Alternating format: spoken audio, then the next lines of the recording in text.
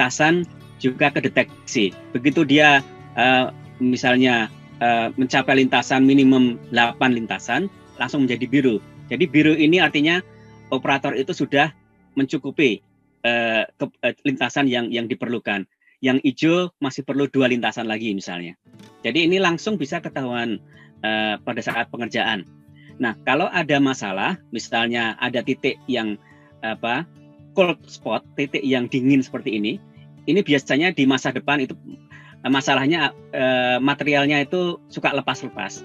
Nah, itu bisa dipantau langsung oleh mandor di lapangan, dilihat oleh engineer di lapangan, apakah material di spot ini perlu diganti pada saat itu atau tidak perlu diganti tapi perlu dicatat untuk dipantau selama masa operasi dari aset kita.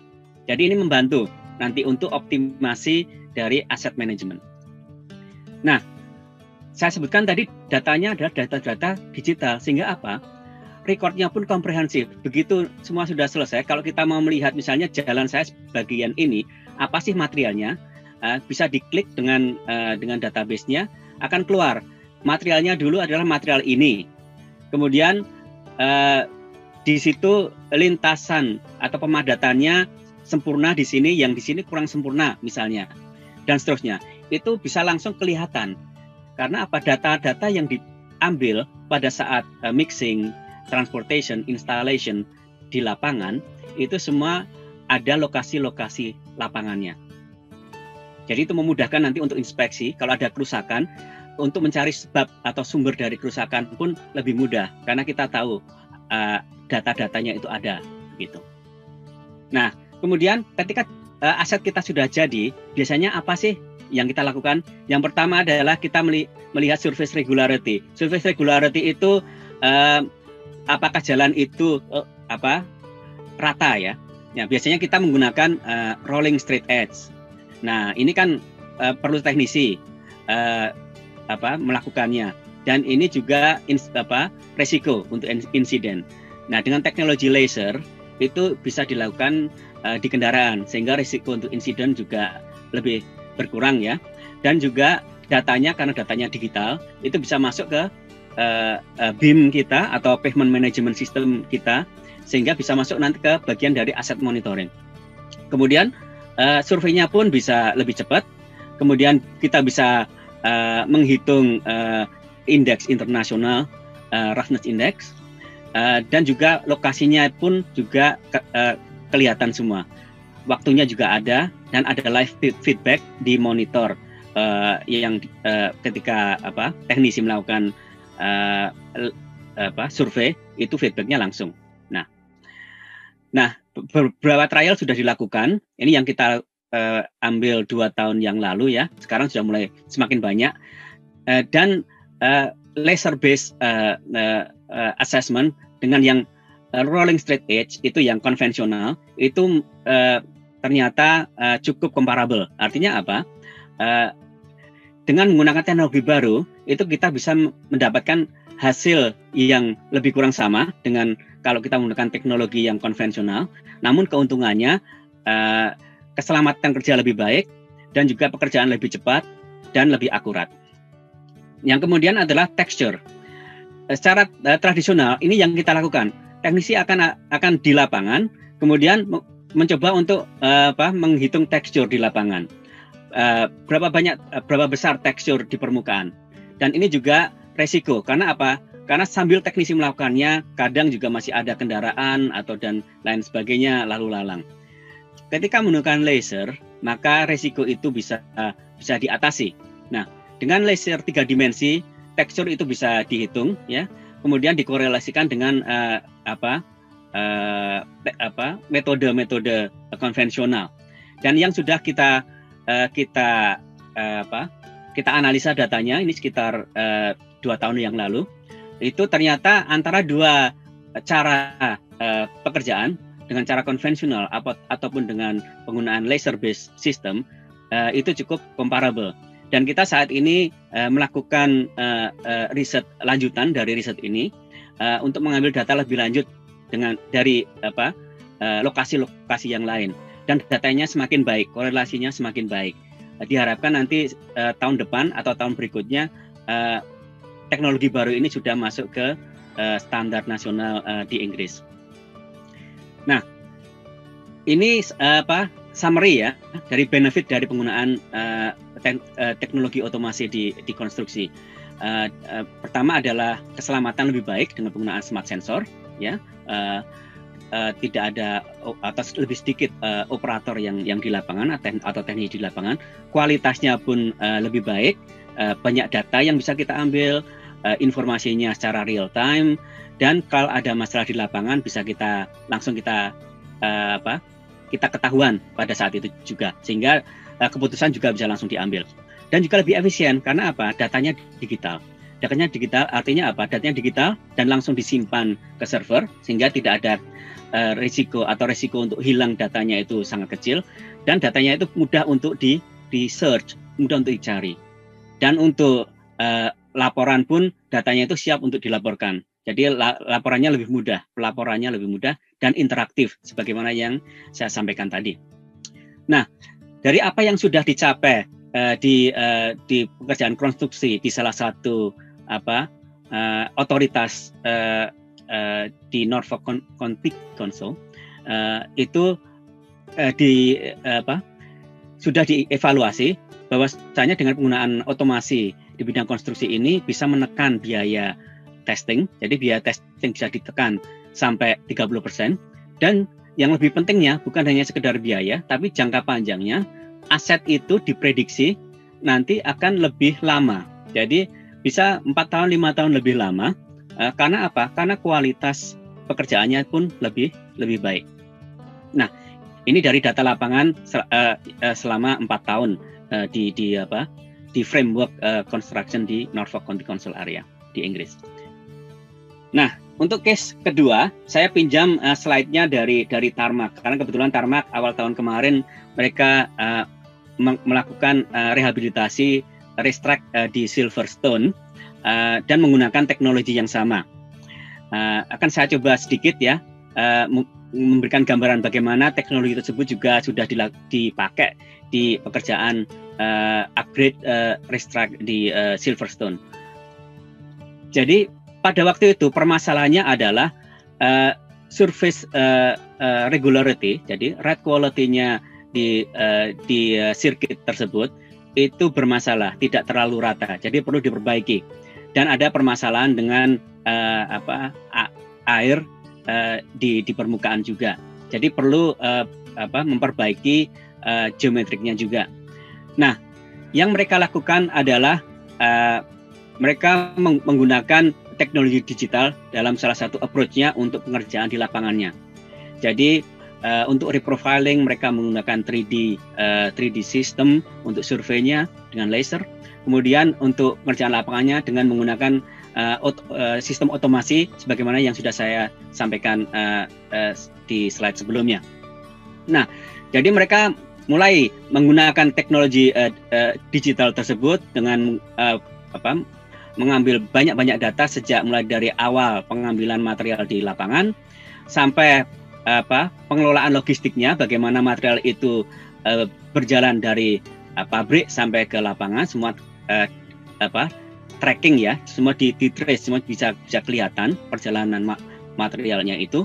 Kemudian sampai pengerjaan lapangannya dengan kontrol 3 dimensi agar akurat pada saat melakukan pengelupasan material yang sudah ada.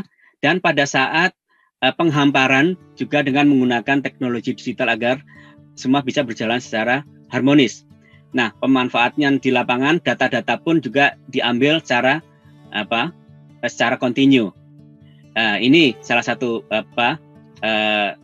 misalnya gambaran bagaimana agar paving itu tidak punya untuk mengurangi jumlah sambungan di lapangan dengan menggunakan yang disebut echelon paving. Jadi beberapa paver itu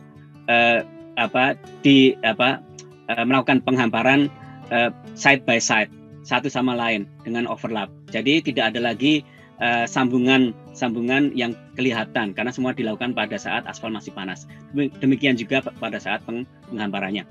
Nah, hasilnya bagaimana? saya sebutkan tadi salah satu trigger dari kebutuhan untuk resurfacing di sirkuit tadi adalah peningkatan ride quality, karena kualitas permukaannya itu tidak terlalu rata, harus diratakan.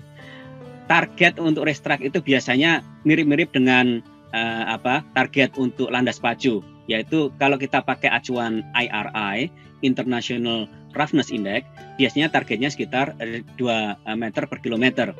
Spesifikasi yang dipakai untuk pengerjaan lapangan kemarin itu adalah 1 meter per kilometer.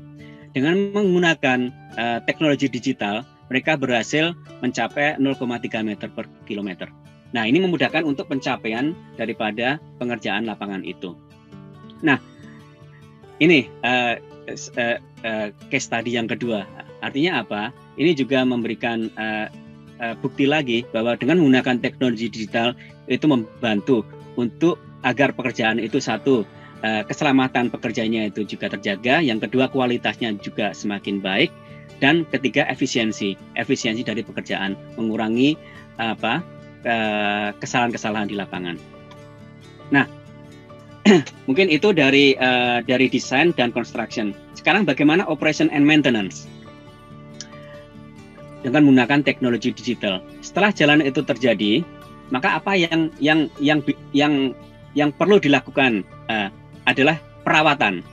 Pada saat jalan sudah mulai dilalui trafik, yang perlu dilakukan adalah perawatan.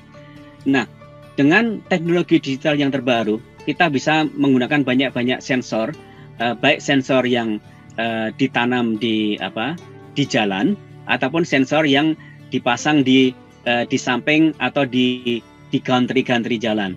Dan sensor itu bisa mencatat apakah perubahan kondisi lalu lintas, misalnya ada kecelakaan ataupun ada tumpahan-tumpahan minyak dan sebagainya yang bisa mengganggu keselamatan pengguna jalan, ataupun sensor-sensor yang di pavement yang bisa mencatat misalnya apakah ada misalnya kerusakan-kerusakan yang terjadi di spot tersebut. Misalnya ledutannya semakin besar, yang biasanya itu bisa diartikan ada terjadi kelemahan atau pelemahan dari struktur.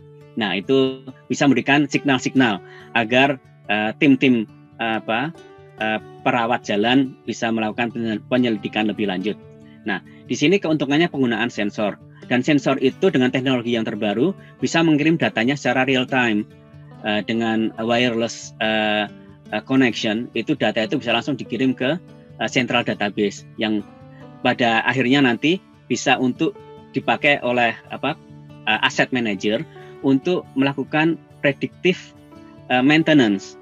Jadi mereka bisa membuat deterioration model bagaimana jalan itu semakin melemah, sehingga pada titik tertentu dia bisa melakukan tindakan untuk meningkatkan kualitas atau kondisi jalan. Nah, untuk smart sensor tadi sudah saya sebutkan, sudah mulai semakin banyak dipakai. Deloitte malah juga memprediksikan rate untuk pemakaian smart sensor itu sampai 19% per tahun. Jadi semakin banyak smart sensor dipakai di jalan.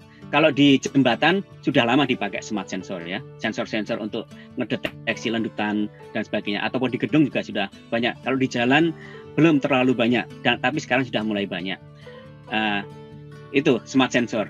Dan kemudian bagaimana cara melihat kondisi jalan secara rutin. Ini salah satu penelitian yang baru kita selesaikan tahun kemarin ya.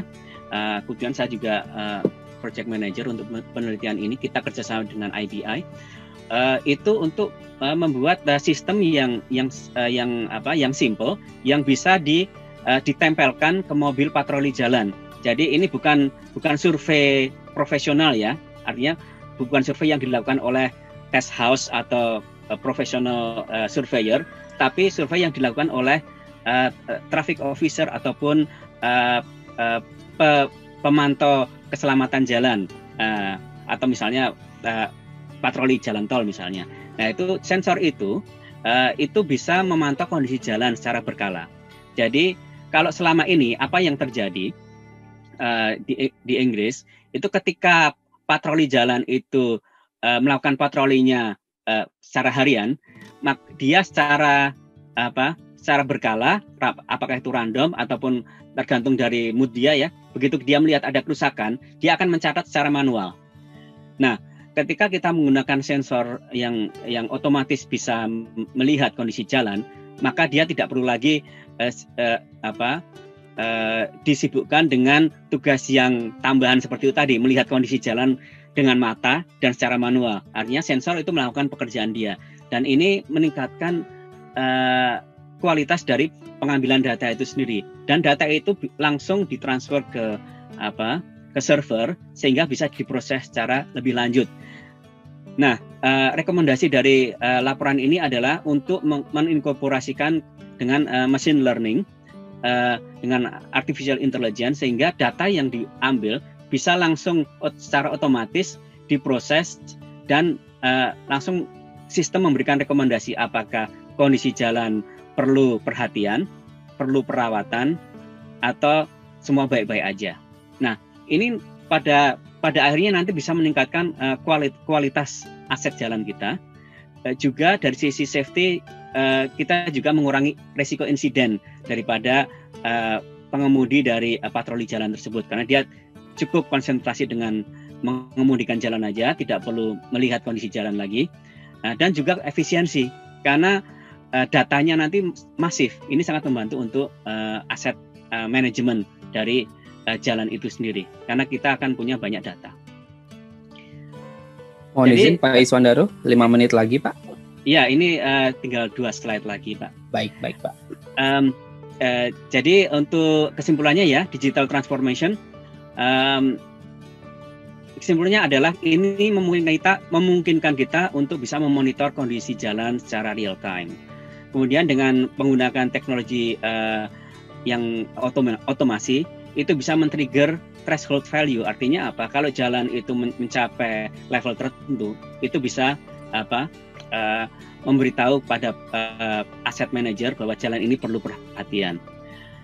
Jadi istilahnya kalau dalam bahasa Inggrisnya, jalan ini bisa bicara, saya lagi nggak enak badan nih, tolong lihat dan perbaiki saya.